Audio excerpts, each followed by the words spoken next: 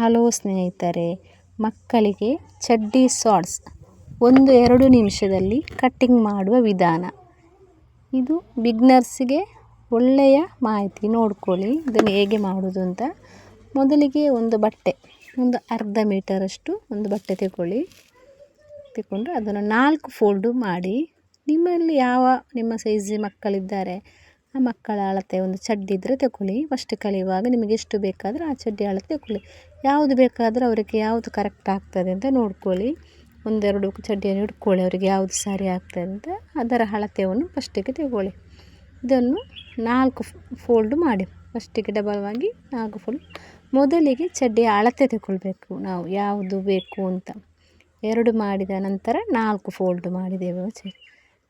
ಅಲ್ಲಿ piece ಇಟ್ಟಿದ್ದೇವಲ್ಲ, ನಮ್ಮಲ್ಲಿದ್ದದ್ದು piece ಎಷ್ಟು ಉಂಟು ಅಂತ ನೋಡ್ಕೊಳ್ಳಿ. ಒಂದು 70-80 ಮೀಟ್ರ್ ಆದರೂ ಉಳಿತದೆ. ಒಂದು ಅರ್ಧ ಮೀಟ್ರಲ್ಲಿ ಸಾಕು. ನಮ್ಮ ತೆಕೊಂಡ ಅಳತೆದು ಈಗ ಉದ್ದ ನಮಗೆ ಎಷ್ಟು ಅಳತೆ ಉದ್ದ ಬೇಕು ಅಂತ ನೋಡ್ಕೊಳ್ಳಿ.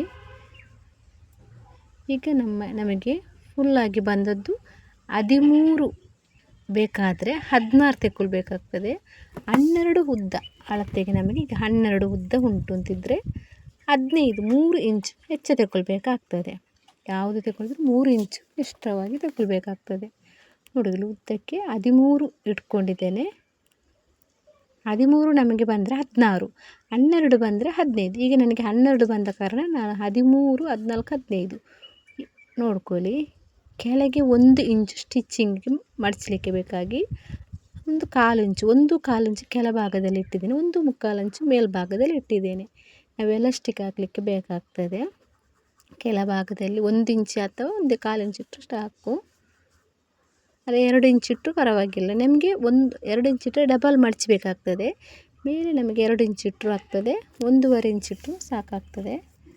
ನಾನೀಗ ಮೇಲ್ಭಾಗದಲ್ಲಿ 1/4 ಇಟ್ಟಿದ್ದೇನೆ, ಕೆಳಭಾಗದಲ್ಲಿ 1/4 ಇಟ್ಟಿದ್ದೇನೆ ನಾನು ತೆಕ್ಕೊಂಡ ಅಳತೆಯಲ್ಲಿ. ಈಗ ಮೊದಲಿಗೆ ಹೇಗೆ ಅಂತ ನೋಡ್ಕೊಳ್ಳಿ. ನಾವು ಬದಿಗೆ ಒಂದು ಮಾರ್ಕ್ ಮಾಡಬೇಕಾಗ್ತದೆ. ಚಡ್ಡಿಯ ಅಳತೆ ಉದ್ದ ಅಳತೆಯಕ್ಕಿಂತ ಮಧ್ಯದಲ್ಲಿ ನಾವು ಸ್ಟಿಚ್ ಮಾಡಿರ್ತೇವಲ್ಲ ಆ ಅಳತೆಯನ್ನು ತಗೊಂಡಿದ್ದೇನಲ್ಲ, ಅದಕ್ಕೆ ಮಾರ್ಕ್ ಹಾಕಿದ್ದು ನೋಡ್ಕೊಳ್ಳಿ ಯಾವ ಥರ ಇತ್ತು ಅಂತ.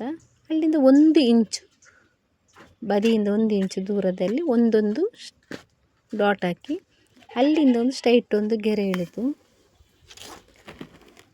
ಎಳೆದು ಕರೆಕ್ಟಾಗಿ ಬಂದು ಸ್ವಲ್ಪ ಕ್ರಾಸ್ ಕೊಡಿ. ಅಲ್ಲಿ ಇದೇ ಥರ ಸ್ವಲ್ಪ ಕ್ರಾಸ್ ಕೊಟ್ಟರೆ ಸರಿ ಆಗ್ತದೆ.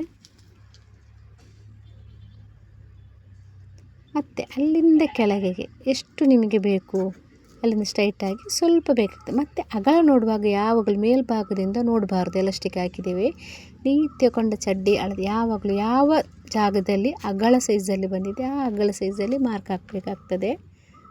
ನಾನು ಫಸ್ಟಿಗೆ ಒಂದು ಅಗಲ ತಗೊಂಡಿದ್ದೀನಿ ನೋಡ್ಕೊಳ್ಳಿ. ಅಲ್ಲಿಂದ ನನಗೆ 10ಕ್ಕೆ ಅಗಲಕ್ಕೆ ಸಿಕ್ಕಿದೆ.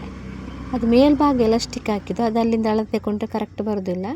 ಕೆಳಭಾಗದಲ್ಲಿ ಸ್ವಲ್ಪ ಅಗಲ ಬಂದ ಜಾಗದಿಂದ ತಗೊಂಡ್ರೆ ಕರೆಕ್ಟ್. ಈಗ ನೋಡ್ಕೊಳ್ಳಿ, ಕಟ್ ಮಾಡಿ. ನಾನು ಎಲ್ಲಿ ಮಾರ್ಕ್ ಹಾಕಿದ್ದೇವೆ ಇದೇ ಥರ. ಇದು ಕೆಳಭಾಗ, ನಮಗೆ ಚಡ್ಡಿಯಲ್ಲಿ ಕೆಳಭಾಗದಿಂದ ಮಡಚಲಿಕ್ಕೆ ಬೇಕಾಗ್ತದೆ. ಅಲ್ಲಿಂದ ಫಸ್ಟಿಗೆ ತಗೊಳ್ಳಿ. 1 ಇಂಚು 1/4 ಇಂಚು ಬಿಟ್ಟಿದ್ದೇನೆ. 1/4 ಇಂಚು ಚಿಕ್ಕದೊಂದು ಪಾಯಿಂಟಲ್ಲಿ ಒಂದು ಮಡಚಲಿಕ್ಕೆ ಇರ್ತದೆ. ಅದರ ನಂತರ 1 ಇಂಚಲ್ಲಿ ಮಡಚಿದರೆ ಸಾಕು. ಹುಡುಗಲಿ ಸ್ವಲ್ಪ ಕ್ರಾಸಲ್ಲಿ ಬಂದಿದೆ ಇದನ್ನು ಕಟ್ ಮಾಡಿ ತೆಗೀರಿ. ಮೇಲ್ಭಾಗಕ್ಕೂ ಕೂಡ ಹಾಗೆ ಒಂದು ಅರ್ಧ ಇಂಚಲ್ಲಿ ಫಸ್ಟಿಗೆ ಮಡಚಿ, ಬಾಕಿ 1 ಇಂಚು 1.5 ಇಂಚಿಗೆ ಬೇರೆ ಮಡಚ್ಕೊಳ್ಳಿ. 1/4 ಇಂಚಿಗೆ ಫಸ್ಟ್ ಒಂದು ಮಡಚಿದ ನಂತರ ನೋಡ್ಕೊಳ್ಳಿ ಇದೇ ಥರ ಮಡಚಬೇಕಾಗ್ತದೆ. ಸ್ವಲ್ಪ ಒಂದು ಫಸ್ಟಿಗೆ ಮಡಚಿ ಪುನಃ ಒಂದು ಮಡಚ್ಕೊಳ್ಳಿ.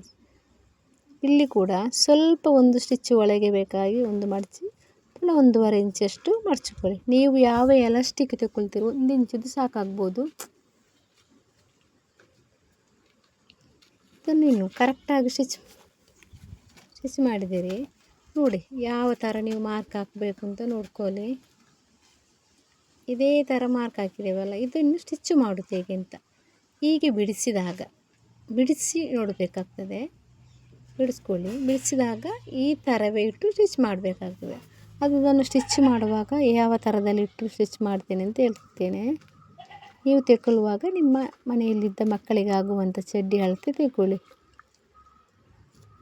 ಈ ಚಾನಲ್ಗೆ ಸಬ್ಸ್ಕ್ರೈಬ್ ಮಾಡಿ. ಫುಲ್ ಈ ವಿಡಿಯೋವನ್ನು ಕೊನೆಯ ತನಕ ನೋಡಿ ಈ ಚಾನಲ್ಗೆ ಸಬ್ಸ್ಕ್ರೈಬ್ ಮಾಡಿ ಸಪೋರ್ಟ್ ಮಾಡಿ.